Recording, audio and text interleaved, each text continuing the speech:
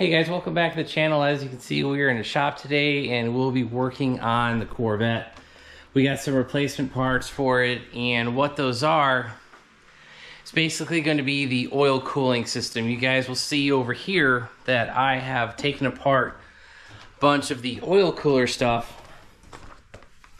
We took apart our improved racing, the oil cooler block that bolts to the oil pan, as well as our Radium fittings. And those go into here on top of our oil cooler from improved racing. And the reason we have that disassembled is because we're basically going to be replacing both the oil cooler right here as well as the lines. So you guys can see here in this bucket, you can see our lines, and if you look at what oil came out of the lines, all of this dark crap, that is the same stuff that we cleaned out the oil pan a few weeks ago. It looks exactly the same. It's like a dark gray. I believe it's the ARP assembly lube. I'll have a video up above to that clean out video. But yeah, so since we had that stuff inside of our lines, I was like, oh man, I really don't want that in our new motor. So what I've gone ahead and done is actually replaced both our lines and our oil cooler. So you can see a new box here from BMRS. That is the company in Concord, North Carolina. They reordered our lines, and then the box below that, that is our new oil cooler. Now the lines I don't really think can be cleaned because they are a convoluted tube, and I was watching an old episode of Faster with Finnegan, and they had, it might have been Fregola, it might have been another company that came and did all of the lines. I think it was on his Pro Touring pickup truck, the LT4. I think it might have even been Blasphemy, I'm not sure. But anyway, they had a mobile guy come out and replace all the lines on the car with whatever brand it was. It was either Fregola or someone else. I don't really remember. But I vividly remember hearing the guy say, oil cooler, you know, if they have a convoluted line like we do, you cannot clean those out properly. So if I were to reuse these, I'm afraid any metal chunks, any shards, that dark gray crap that's floating around in there might make it into our new engine. And with how much that new motor is going to be costing us, I do not want to risk running any old material from the old setup running through that engine. So that is why I've gone ahead and replaced these. As far as the cooler, I am not going to be throwing this away. I think what I'm going to do is, I think I'm going to send this out to get cleaned. I actually did a bunch of research on oil cooler cleanouts. Now, when I initially bought these coolers, I thought I spent almost $600. Now, it was like $400. Then when I found out the cleaning job was going to be just as much as the cooler, I'm like, no, that doesn't make sense. So what I think we're going to do is, there's a shop up in Statesville that is basically a radiator shop. I'm going to reach out to them to see if they can just flush it out, you know, do their cleaning treatments to it. The only concern I have is that these are a -10 ORB, and I don't know what size fittings they have, you know, or adapters that they're going to need. So I'm going to reach out to them to see if I need to buy an adapter, or they have AN fittings that you could screw into that. So this secondary cooler, we could do a couple options with it. We could do something non-essential like get it flushed out, get it cleaned out. We could put it as an additional supercharger cooler.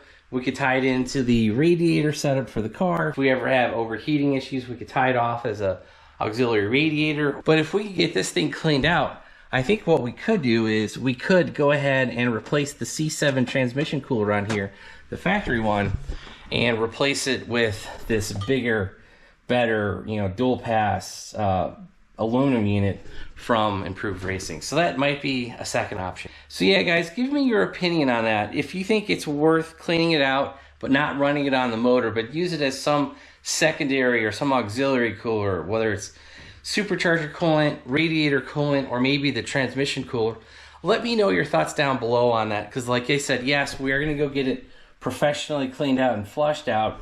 I'm just not going to spend that almost $400 to get this thing to be cleaned out, because I already have a replacement brand new one for the new motor. So yeah, here's pretty much our brand new oil cooler as well as the new lines from BMRS, and we're gonna go ahead and start the install. All right, guys, my fittings from Radium, they came in, and what's shocking about these is I ordered these on Thursday, maybe Friday morning. They shipped Friday from a suburb of Portland, Oregon, and they ended up here in Charlotte and to my door on Monday.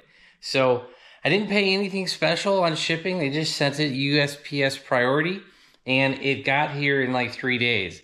I had actually budgeted other stuff to do in the week that I thought this was going to take. So here's our new Dash 10 ORB fittings that we'll be using on the new oil cooler. And then for the old oil cooler, like I said, we did get the rebuild kit. So we got new snap rings and new, I think these are Viton seal, Viton rubber, Viton, something like that.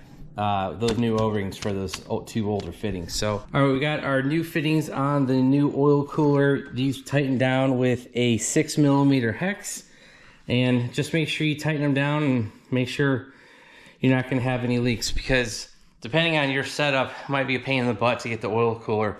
And yeah, we basically have to disassemble a pretty good chunk of the car to get to this, and have to tighten those back down. So, all right, we got that installed. Let's go ahead and grab the oil cooler lines. I actually ran the ABS harness. You guys will remember I worked on that in a couple of videos ago.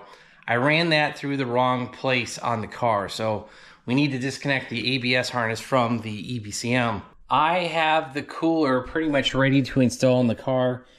You guys can see we transferred the OEM ZR1 front little grill protector thing.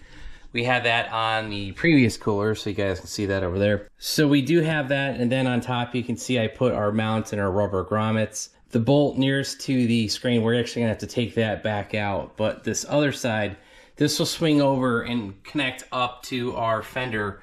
You guys probably can't see that, but there is a mounting stud in there, and we'll connect that to that shortly. So that is pretty much the cooler, and then I started freaking out because I was like, oh no, I don't know what size the hose goes to what end, and actually it's pretty simple to figure out.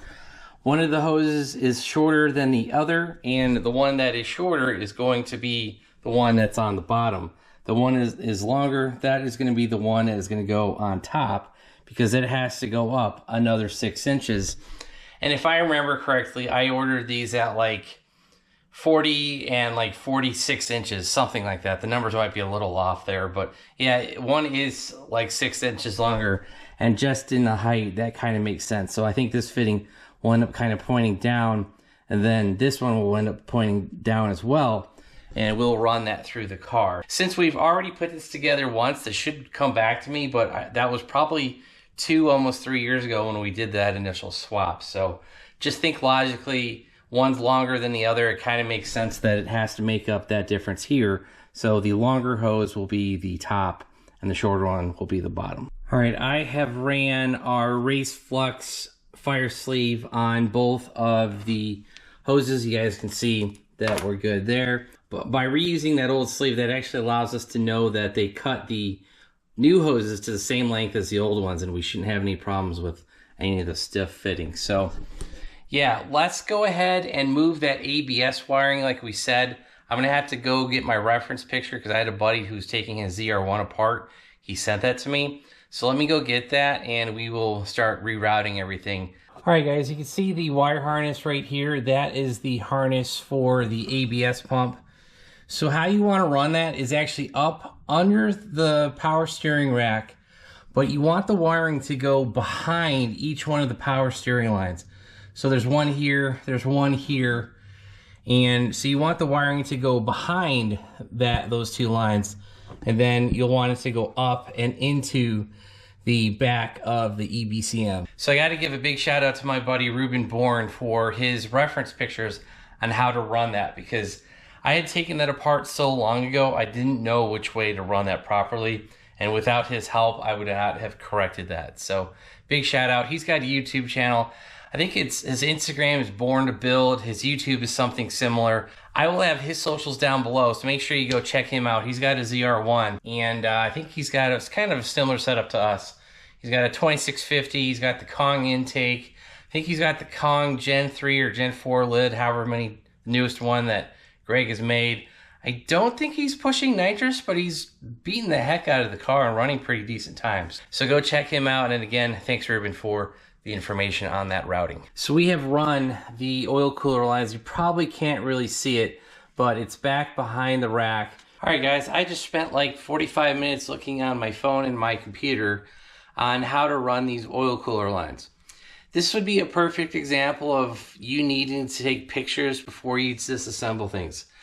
I disassembled this off camera before we ever started this video, and I didn't remember how I ran it. So my best guess is that I ran the oil cooler lines up and under the steering rack. You guys can see that. That's here. I ran it over the power steering cooler lines. Then we put it up and over the sway bar, and then kind of into this pocket here where the frame comes down. And from here, we ran it around the frame cross member like we were telling you about. Then we ran them up to the cooler underneath the brake duct. I'm like 90% sure that this is how we had this ran. I just kind of wish I had taken a picture of it before we took it apart, like I said. And I wish I didn't have to waste a bunch of time. Where the biggest hang up I had was whether it went under the sway bar or over the sway bar. When the suspension is under load, this sway bar actually swings up probably a good 2 or 3 inches on this arm right here, this orange arm. And if we ran the lines underneath the sway bar, and once you put a load on the suspension, where the sway bar is sitting now is not where it's going to sit under load. And you could potentially have your sway bar trying to work a hole into the bottom, or the top in that case, of your oil cooler lines. And yeah, you don't want that to fail or to rub. So I ran them over. I'm pretty sure that's how this is supposed to work. And yeah. Also, I did compare it to the passenger side cooler, and that's how we have it ran for the transmission. So the transmission lines go up and over the sway bar. So I was like, all right, kind of, you know, using theory of deduction, if we ran it that way on that side, it's probably how we should run it on this side. All right, guys, after some clever rerouting, we did get this finally installed. So the input's going to be on the bottom. That is going to come from the outlet of the block cooler, so the outline. The inline is going to go to the outlet. That is going to be the top. It's behind that 3D printed connector. So up here, this top line. And yeah, that's basically how we're going to run this. I'll be honest, I don't remember running the hose underneath the brake duct and above the brake duct, but just taking a little bit more time, this seems to be kind of the ideal setup. Now, the only worry I have is this other line is a little close to the sway bar end link here, like ever so slightly. So what we're going to do when we finalize this, we are going to zip tie this line to the other line, and then I'm also going to zip tie it to the frame so that that gets zip tied nice and securely out of the way. But that does really look good with the hose coming into the top and the bottom. So it's just a really neat setup. So I'm gonna go ahead, tighten down the top mount, tighten down this mount over here. We got a little nut for that. I'll tighten those down, and then we can also tighten down these top mounts here, and that should be about it for the oil cooler. I have fully reassembled the Improved Racing oil cooler block. This basically bolts to the side of the oil pan, and we put a new NPT fitting here. Now, if you guys were running a aftermarket oil temp sensor, you could put a sensor in right here, because this is actually kind of designed for a C5. If we ever have issues with the engine coolant temp sensor, which is basically the oil temp sensor that is over in the dry sump tank, we could add a secondary sensor here, and you could compare the dry sump tank oil to the oil coming out of the block, and that's on the side of the block. So we could do that. I suppose we do have more inputs that we could add to the Haltech, but that is just something to consider if you guys do have an aftermarket ECU like we do. You know, they give you this option of adding another sensor here. And then I also put the two -10 ORB fittings on the top. As for the in and out, I did take some notes from my previous video. You guys can see the oil cooler, the outlet, that is the top fitting. That's going to be the long hose. The oil cooler inlet, that is going to be the bottom fitting. That's the short hose. Then the cooling block, the inlet is going to be the long hose. And then the cooling block outlet is going to be the short hose. Yeah, I'm glad I took some notes. Now we can go ahead and get the last 2 fittings tightened down. All right, guys, you can see the blue tape that we put on here. That is just to protect the fittings and everything from getting a bunch of crap in it from when we try to install the motor, because I'm pretty sure we're going to have to drop the suspension down a little bit when we do that. And you know, it's just one thing I don't want to get messed up. If we can keep it clean, we'll keep it clean. And so yeah, that is going to be a wrap on this oil cooler install, the replacement, all the new parts, the old parts, deep cleaning everything, and calling it a day. Basically, what this allows us to do is once we get the motor back from the dyno, from the engine shop, we can go ahead, drop the engine in, hook up the brand new motor to a brand new oiling system. We should be good to go, and there's nothing to worry about, like any crap or particles or anything from the old blown up motor getting into the new motor. So if you enjoyed today's video, hit that like button. If you want to follow along with those 427 updates, I should have some pretty soon. I need to call the engine builder, and I will try to get you some updates there. I do have a dyno appointment with my engine builder. He's got a engine dyno at his shop, so we'll get it there. I need to set up a time with Sean. Hopefully Ken can give me a good estimate of when he'll think the motor will be done. And then I need to get on Sean's schedule, and then we all need to get all 3 of our schedules in line. That way Sean will be available to help send us a startup tune, help us, you know, with dyno throughout the day, and then, you know, call it a day. We'll wrap that up with the Haltech Rebel LS, and then when we get home, we can start installing the 427 in the car, hook up the dry sump tank, order some oil lines for that, and we should be getting relatively quick on getting this thing wrapped up. So if you guys want to follow along with those updates, hit that subscribe button, turn on your bell notifications. If you guys want to help support the channel, check out all the links down below. Try to get you part numbers for everything that we use. We got those Radium fittings, the improved racing oil cooler, the lines from BMRS. I'll give you all those company names. I don't think we'll be able to find any of that stuff on Amazon. The oil cooler that bolts to the block, I think they sell that on Amazon, so I can probably get you that, and that'll be all down below. Also, don't forget to check out our website, BonecrrusherSS.com. You can pick up hats, stickers, t-shirts, sweatshirts, Chevy SS parts, used C6 parts. We still got plenty of those floating around, and that's all on the website, and that's gonna be it. Thanks, guys. Have a great one.